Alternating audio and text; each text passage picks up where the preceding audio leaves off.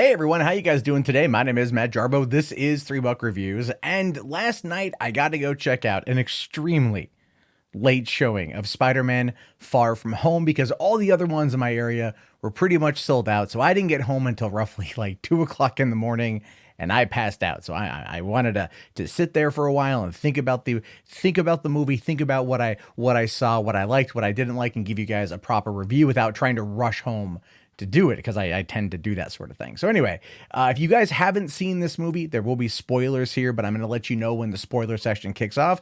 That being said, if you just want to know whether or not I think you should see this movie coming off of Endgame, 100%, 100%, it very much culminates a lot of the audience's emotions surrounding the events of Endgame. It does a lot to tie that up and to express that we as the audience are not the only ones who care about what happened, as well as setting up things to come in oh hell yeah sort of ways. I'm very excited for that. I'm very excited. I'll be doing more of an ending explained video on 3 Buck Theater that you guys will be able to find. But if you think you should see this movie, yes, 100%. Do you need to see it in the biggest possible format like IMAX? Probably not. I think a standard theater is just fine. I wouldn't, maybe 3D if you like that sort of thing, but I didn't really feel I was missing out by not seeing it in 3D. So there you have it. There's my quick non-spoilery part, but now we're going to get into the spoilers. You've been warned.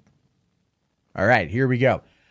Oh my God. So Mysterio, that was great, right? And I called it with Mysterio too. So for those of you who don't care about spoilers at all, the idea of this movie is Peter Parker blipped. He blipped for 5 years. He comes back in and they decide to send everybody on a science-filled vacation.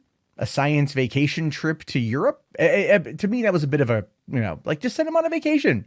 But they wanted to have the debate team and the science team from the school that he went to. I understand that. It still felt kind of dumb that their explanation to send them overseas for the summer, considering that they just kind of re-blipped back into existence. But I do like the fact that in regards to the world around them, especially with Aunt May, you find out Aunt May and Happy both blipped, and as a result of that, there was displacement. The apartment that they lived in is no longer their apartment. Other people had moved in, and that was something that they touched upon that I would actually like to see them touch more on in the MCU, whether it's the movies or the television shows or the streaming series and whatnot, because I'd love to see that, what happened and how it impacts the world at large. To me, that's very fascinating. Of course, there's that little bit of love between Happy and Aunt May that I thought was great. A lot of odd, awkward moments. And of course, Peter himself, having just lost a father figure. I mean, Iron Man's death in Endgame effectively was like the death of Uncle Ben.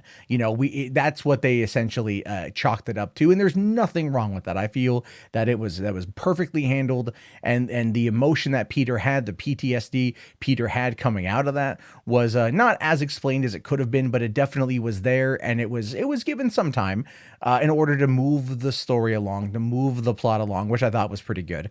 I also enjoyed that everyone's looking at him like, are you going to be the new Iron Man? And effectively, yes, because that's what everyone's looking at. They don't know where the Avengers are, but Spider-Man's still around. And are you going to be are you going to be the next Avenger? And that or the next, are you the next Iron Man? Like, is this what it's going to be? And him dealing with all that pressure and him just wanting to go on this vacation and talk to Michelle or MJ and tell her how he feels, and everything else. And I thought that was really cool. I thought that was, I could totally relate to what it was like, and that you want to tell a girl how you feel and you want to put together this elaborate plan to do it. And you set a time because you're going to be on a vacation or something. I think a lot of us who have been lovelorn in high school get that. I thought that was really good. Again, some of the things didn't really make a lot of sense though, just in the initial setup, like why Ned and Betty Brant got together on the flight and then were completely clinging on each other all the way through to the end where they broke up. It just was such a throwaway. Why not lean into it? I mean, clearly summer flings, I get that. They tried also using that with Aunt May and Happy Hogan at the end of the movie. Like, oh no, we weren't really together. It's just more of a summer thing. Even though Happy is like, I love her, it's just, some stuff there. some stuff worked plot wise, some stuff didn't work, but I feel the movie was always moving. It was always moving forward. And I watched Homecoming in preparation to go and see this. I watched Homecoming yesterday morning, realizing how much I love Homecoming, especially with what happened in Endgame and Infinity War. You can start to see that's an arc, that's a Peter arc, and it's a great arc, as well as the emotional resonance between him and Tony Stark. I just felt that it was good. I felt that it was great, and I wanted more of that in this, but this is a totally different adventure. And I'm still trying to wrap my head around why they decided to take it to Europe. I'm still trying to figure that one out, because the movie, I get it. They wanted to maybe do something a little bit different than New York had been done before, but at the same time, it just fell out of his element, and not in a way that really, I think, benefited everything. Of course, meeting Quentin Beck was very cool. Mysterio plays up the whole thing with him being from another dimension very well. Nick Fury believes him, but there was something I was noticing throughout the movie that is explained later on, when I thought, I'm like, why Nick Fury's acting very weird. Like, to me, Samuel L. Jackson was just grumpy in every scene. He acted like he didn't want to be there. He just wasn't happy to be there. He didn't want to be in the movie. That was the vibe I got all the way through the film until the second post-credit scene. And then I'm like, oh, but we gonna talk about that one though. I do very much love the action scenes in the movie. The effects were fantastic. Again, with Quentin Beck doing everything he did as Mysterio, and I knew he was a villain going in. I think everyone kind of knew he was the villain going in. The reveal though, when you find out that he is the bad guy, wasn't as like shocking as when you discover that who the Vulture is from Homecoming, because that was just such a great thing, that it took the breath away from everyone in the room when Homecoming happened. You're like, oh, damn. I wasn't expecting that. Ooh, that was a good twist. Here, if you know anything about Mysterio, and I've been accused of spoiling that before in the past, that reveal is shocking unless you know, and then you go, oh, okay. But what I like about it though is they took his origin story of being a special effects guy, and just wanting to be a hero and faking it, to him being a disgruntled former Tony Stark employee working with other former Tony Stark employees as a way to essentially take back everything from him, to take over now that he's gone, to kind of get what they feel they're due.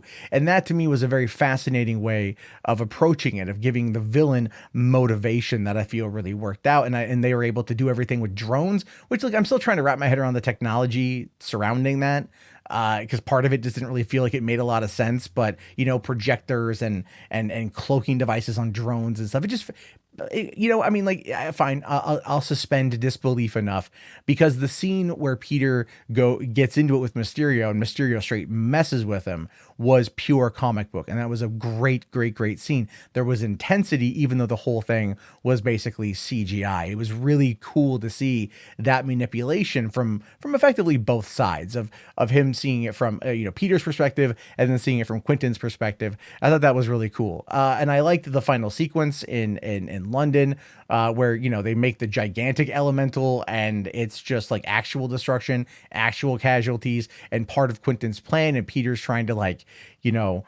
fight it, but he uses the one weapon they haven't fully talked about yet. And that was the running gag, was the Peter Tingle, his spider sense. They called it Peter Tingle. And that was so funny. Every time it came up, I was laughing hysterically every time it came up. Yeah, so I thought it was good. I thought the thing at the end, how he defeated Mysterio, was great. And I thought that Mysterio was a fantastic villain, one that is unfortunate that he is dead and not going to be around any longer. That's unfortunate. But then again, with what it sets up is pretty crazy. Real quick, let me talk about the whole, MJ Peter romance sort of thing. It was cute. It went on maybe a little bit too long. The movie had a lot going on, and still trying to cram that in might have felt a little bit rushed, but at least we had the emotional conclusion at the ending of that, where they got together. That was really good. The Ned and Betty thing, I didn't quite care for. And then also, like, the third guy, the one younger Asian guy that now is a senior or something, and he's hitting on MJ. That was a bit contrived, but it needed to be there. It was more of a teen comedy. There were teen comedy elements to this. Like I said, in regards to Nick Fury, it felt like he didn't want to be there. And then we find out that he's a Skrull, and it's Talos, which I was like, oh my God, it's Talos. It's Ben Mendelsohn. Like, look, I wasn't the biggest fan of Captain Marvel, but Ben Mendelsohn was clearly my favorite part of that movie. And having him be in this more, it, to me, felt like Lewis from Ant-Man. Like, I want to see the two of them meet and talk. And I think that would just be hysterical beyond belief because Ben Mendelsohn commits to the bit and he does it and he does it great, but it totally explains why everything is feeling off, why everything is crazy. I really, really, really liked it. I really, really liked it. So then we have also the first post-credit scene, and I kind of knew that was there because J.K. Simmons was at the red carpet and whatnot, but I was really wondering how they were going to pull it off because at the end of the movie, when he gets back to New York and he's going to meet Michelle on their date, he's taking pictures of himself. And I'm like, oh, like leading into the Daily Bugle. Okay. Or the Spider-Man PS4 game where you can take selfies and whatnot when you're out there doing your thing. Like there's that. Like that's pretty chill. And then, of course, we get the edited video, the heavily edited video of basically, you know, Mysterio saying that Spider-Man killed him, that Spider-Man had him executed. And then at the end, he says it's Peter Parker. And I'm like, oh, wow, they just outed Peter Parker, like in Civil War, the comic. Like, holy crap. Now there's going to be a lot of consequences from that. Like, oh my God, what's going to happen? And then showing us J.K. Simmons as J. Jonah Jameson once again, after how many years, 2007 to now 12 years of not having that is just fantastic. I was giddy.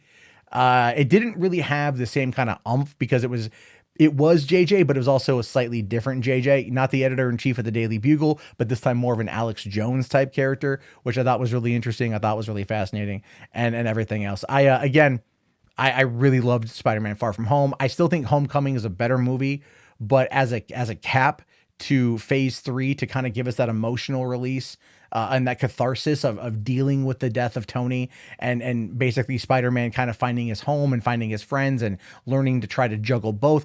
I think his arc has been one of the better ones in the MCU. I really want Marvel and Sony to figure out that deal to make it work, to keep it going, because I want to see him as Spider-Man for like the next 10 years. And from my understanding, Tom Holland is in the exact same damn boat. So it's going to be amazing to see. I am personally super psyched for whatever comes next. Anyway, what do you guys think about this? I want to hear your thoughts. I want to hear your opinions. Let me know down in the comments below. I will talk to you guys later. If you haven't subscribed to 3-Buck Reviews yet, feel free to subscribe to 3-Buck Reviews. I'm going to try to do more with this stuff. I haven't done a lot with the channel recently. I just haven't really been watching movies. TV's kind of hard to review, to be honest. But anyway, I'll talk to you guys later. Have yourself a fantastic day and peace out.